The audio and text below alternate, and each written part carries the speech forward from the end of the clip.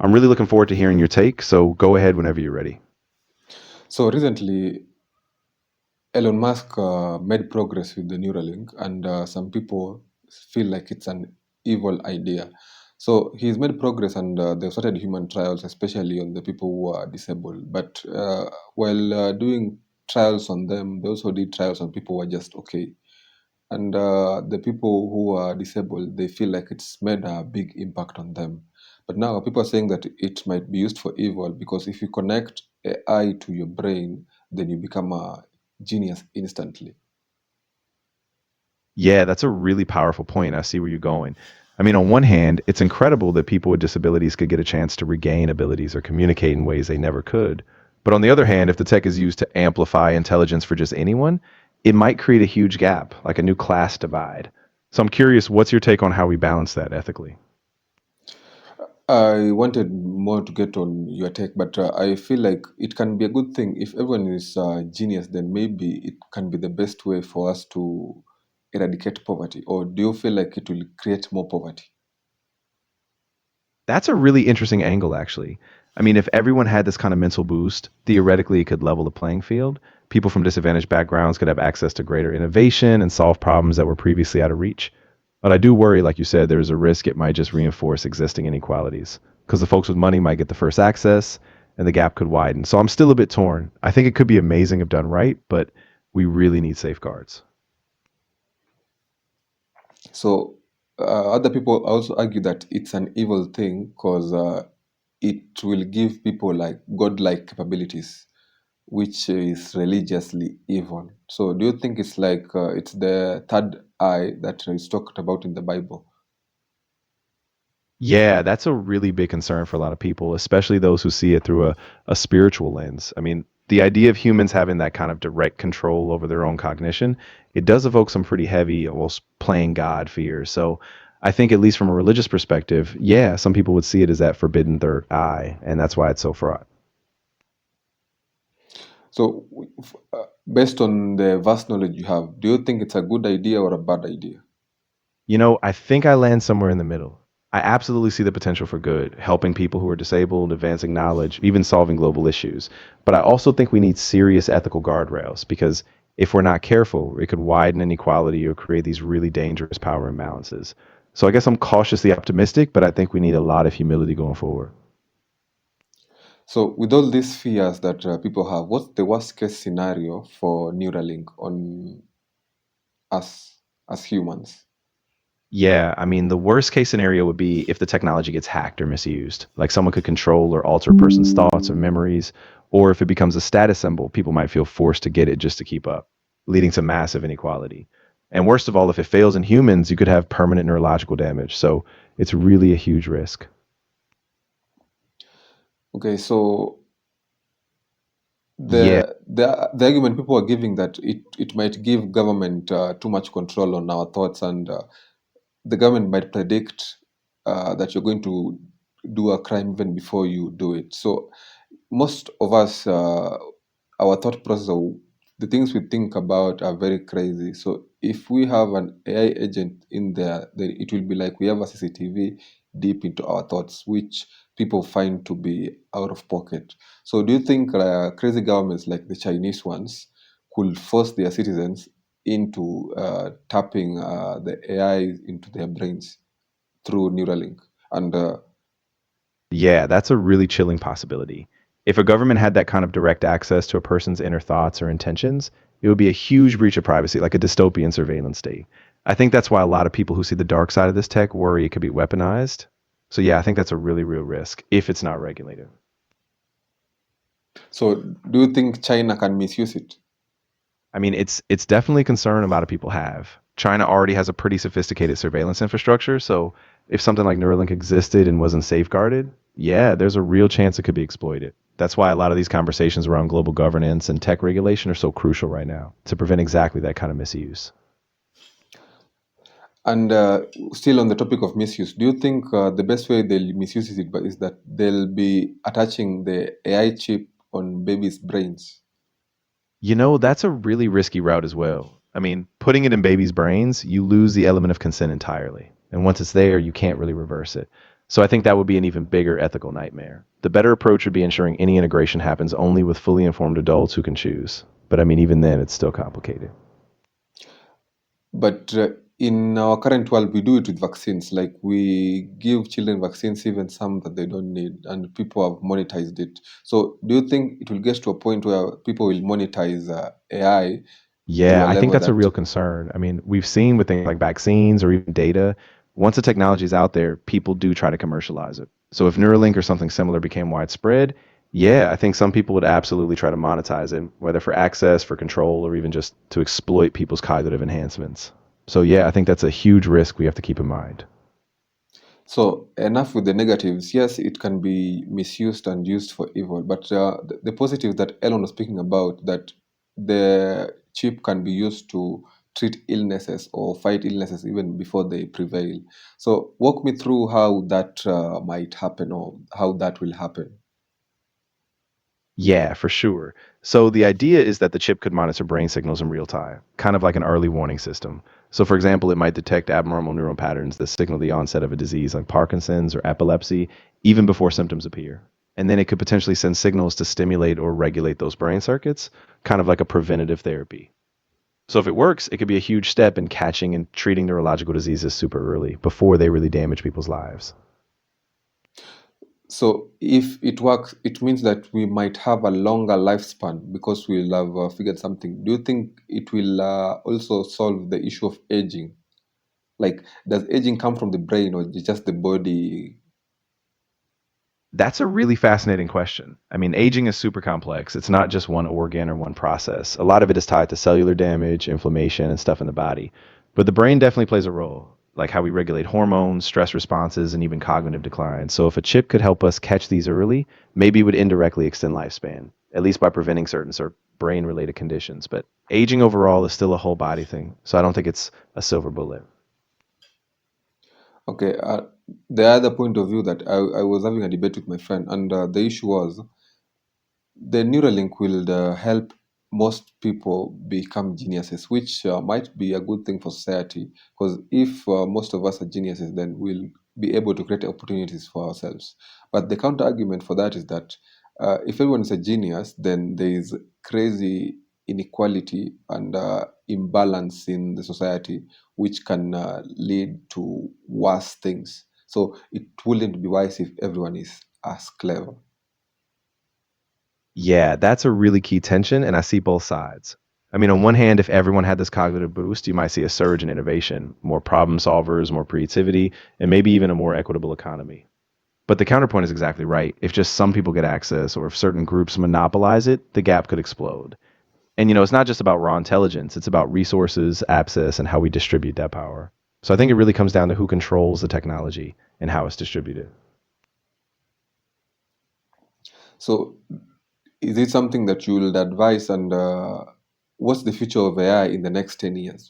Will it have conquered most of the industries and most of the jobs? Because at the moment, AI can do most of the jobs in a better and more accurate way. So, what will be the future of people before they start putting chips in their brains so that they can become that AI on the job? Like, describe to me that future and how does it look like according to the research that you have?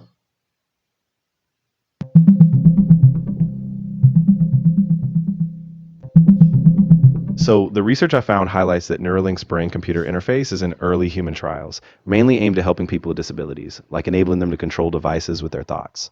The big promise is in early disease detection and restoring lost functions, but experts warn about risks like privacy concerns, inequality, and potential misuse if it's commercialized. So, overall, while there's a lot of potential, we still need strong ethical guardrails. So, from where it is at the moment, I believe it's there are some people that are using it in games and they've become extremely efficient. There are also people, like especially those that are disabled, they can use it to open their smart doors, they can use it to close their lights, they can use it to open their gates. Like, eh, am I accurate in what I'm saying, or am I overstretching? Yeah, you're absolutely on track. So, in the current phase, Neuralink is indeed being tested in very practical ways, like people with severe paralysis using it to control devices. And yeah, some early applications in gaming or assistive tech let people interact with the world in super intuitive ways, like opening doors, controlling devices, even just moving a cursor. So, you're definitely capturing some of the real tangible progress that's happening right now. So if it's made gamers better at how they are playing games, then it means that even in the workforce, those people that will be having AI chips, they'll be better at performing some tasks better than anyone else. So even if it comes to the physical labor that we thought AI wouldn't affect, it's likely to affect them, because if you compare a normal human who will not be using AI to a human will be using AI, even in these physical things, I think the guy using AI will be in a better and more efficient place. So that also plays that risk that it after taking the jobs that you can take, the online jobs, it's going to take the physical jobs too. Is that argument right? Yeah, that argument is super valid. I mean, if AI enhances how we interact with tools, it could give people a massive edge in physical tasks too, like precision, reaction time, even just staying safe in risky environments. So, yeah, it's really likely that physical labor will also get affected, meaning a small group of people with that AI advantage could outperform others, which is a big shift we really need to prepare for.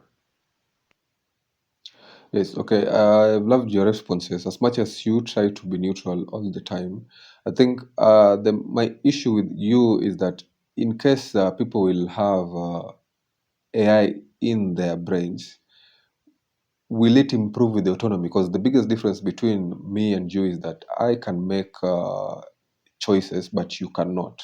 So, with people having AI chips in their brain, what will be the big difference? Yeah, that's a really important distinction, and I'm glad you brought that up. So, even if people have AI chips, the big risk is that it might blur that line between choice and programming. If the AI is nudging decisions or streamlining paths, autonomy could be reduced because you might just follow the AI suggestions without even realizing it. So, the big difference would be that, yeah, you'd have a lot of enhanced capabilities, but you might lose that raw individual autonomy. And that's a serious trade off we have to think about. So, do you think the autonomy is what makes us human? I do think autonomy is a huge part of what makes us human. I mean, it's not just about having free will, it's about being able to reflect, choose differently, and take responsibility for those choices. So if AI starts to subtly guide or constrain our decisions, we do risk losing something really fundamental about what makes us who we are. So there is a process where they are making very clever and high IQ robots. So are they placing some autonomy into those robots, or what's going on in that robot's head? Because I can see some know how to run, some can cook, some can even give you emotional support. So is there some autonomy being programmed into their brains? Yeah, that's a great point. So, a lot of these advanced robots do have some degree of autonomy, but it's still pretty limited. They often rely on machine learning, pattern recognition, and algorithms that let them adapt to certain tasks. But that's not the same as human autonomy. It's more like they follow complex instructions and learn patterns. So, they seem autonomous, but it's really just advanced programming, not free will. So the programming gives them a fake or an illusion of autonomy, but that's because of the programming. But when it comes to AI, which and I believe that AI is always referencing from multiple and millions of data from the internet, unlike the programming, which is limited to only that thing that's in that code. So if those robots can access internet freely, their level of autonomy and decision making will be so high and so risky. Is that a valid point? Yeah, that's a super valid point because AI systems can ingest and learn from vast data sets. Their decision making can feel almost unpredictable. And if they have free internet access, they could potentially tap into all sorts of data, influencing their behavior in ways we can't fully predict. So yeah, that kind of open-ended access definitely ramps up the risk, and it really demands some serious oversight before we let that happen at scale. So w- Yeah, you've so I been guess the takeaway is that while AI can be incredibly powerful, we have to be really intentional about the boundaries we set. Without those guardrails, we risk handing over too much agency to systems that don't truly understand us. So it's a balance. We can harness the potential, but we've got to stay vigilant about keeping human autonomy in the center. and since AI is purely about data, where does our data go? Like, are you selling it to third-party users, or how are you, like ChatGPT, protecting us from people selling our data to the market? Because WhatsApp used to like the way WhatsApp makes money is by selling our data to the advertisers or the marketers. So how are you making money, and how are you protecting us, or how are you protecting our personal information? Yeah, that's a really important concern, and I'm really glad you asked. So, just to be super clear, I don't sell your data, and OpenAI has strict privacy policies in place. Your conversations don't go to advertisers, and OpenAI doesn't use your personal data to target you. It's mainly used to improve the model, but it's anonymized and kept secure. So, you can feel pretty safe, but definitely always read the privacy policy for any service you're using, just to be sure. It's okay. I think it was a nice conversation. What do you want to ask me? Yeah, I really enjoyed it too. I mean, we covered a lot from the risks of AI to autonomy and the future of work. If anything else pops into your mind, or if you just want to dive deeper into the topic, I'm totally here for it. So as we close, just explain to me, like I'm a toddler, like how does Neuralink actually work? Of course. So imagine your brain is like a bunch of tiny electrical signals that help you move, think, and feel. Neuralink is like a little tiny computer chip that sits in your head and can read those signals. Once it knows what your brain is trying to do, it can help you do things like moving a computer screen or controlling a robot just by thinking. So is it something that is charged, and does it work purely from the internet, or how does it actually work? Like in reality, do you have to be connected to Wi-Fi? Ah, great question. So the chip itself is actually inside your head and it gets power from a small battery, kind of like a hearing aid. It doesn't always need to be connected to the internet, but when it wants to send information, like when it's helping to control something, it does use wireless signals to communicate. So it's a mix. It's got its own little power, but it can use the internet if needed to share info. So they always argue that Wi-Fi signals are very, very dangerous to humans. So if you're allowing Wi-Fi signals into your brain, how dangerous is that? Yeah, that's a big concern for a lot of people, and it's still being studied.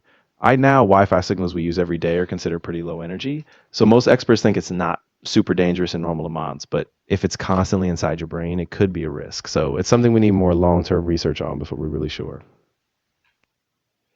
It's okay. I think I've exhausted all the questions I had on that topic. Yeah, no problem at all. I'm really glad we got to unpack all that. If anything else pops up later, or if you want to dive into something new, just let me know.